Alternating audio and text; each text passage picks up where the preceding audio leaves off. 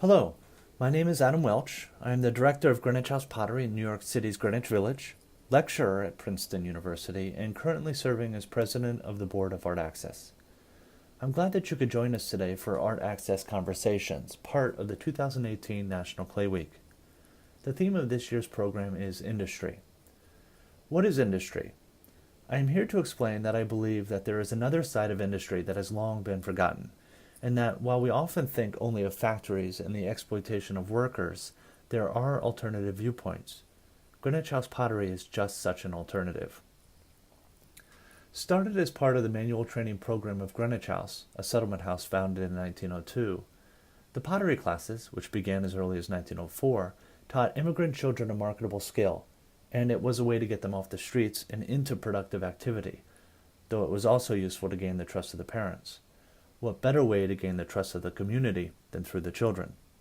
Soon thereafter, we offered adult classes, and by 1907 the pottery split, becoming the school proper and what was referred to as industry work. Manual training programs were the direct result of the Centennial Exhibition that was held in Philadelphia in 1876. By 1888, legislation was introduced mandating manual training to be taught in schools to elevate manufacturing industry, something that people felt was lacking in the wake of the centennial. It was in this setting that adults came to the pottery to make work, which was sold at pop-up storefronts throughout the city, in our building, and in Gertrude Vanderbilt Whitney's studio on H Street. 50% of the proceeds to the artist, 50% to the house. Though we have come a long way from these early days of training workers, which began in the aesthetic movement, through the arts and crafts movement, through, say, modernism, which included Art Nouveau and pop art, and down into the present. So, what is industry? Though I believe that our current understanding of industry was formulated out of a commingling of Marxism and the Industrial Revolution, I am not referencing the transfer of money into capital or surplus value. This type of conversation is geared towards the struggle of the worker and the power of the capitalist, a dichotomy I am not interested in discussing. However, it is illuminating to understand the effects of the machinery typified by the Industrial Revolution as it pertains to the deterioration of the cooperative environments, such as the handicrafts generally, but as manufacturing actually was the division of handicraft labor. This separation birthed a new idea of communal work into factory work, where human muscle and ingenuity is replaced by machine. So, what is industry? Industry comes from the Latin meaning diligent or activity, which ultimately gave us industrious, or that which is characterized by energy and effort. While we think of industry as the mass production of commodities, in actual fact, historically, it is more akin to an activity concerned with making, regardless of scale, size of the labor force, or quantity of the goods made. The Industrial Revolution transformed Greenwich Village into a mecca of laborers, factories, and radicals.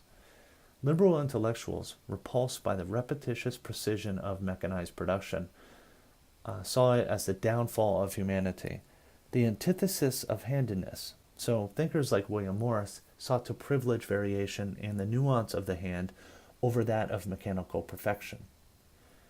The philosophy that drove the settlements and the pottery was the notion that labor did not have to be an indignity, such as it was in manufacturing centers, though the goal was ultimately the same, to create some commodity.